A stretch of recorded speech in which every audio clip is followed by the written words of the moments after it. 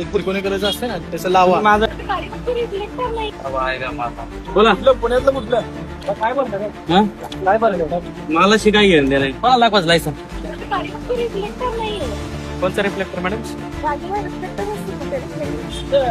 licence दाखवते त्याला कसं असतं त्याला याचं काय घेऊन दे नाही माझं मॅडम रिफ्लेक्टर कुठलं म्हणताय मॅडम तुम्ही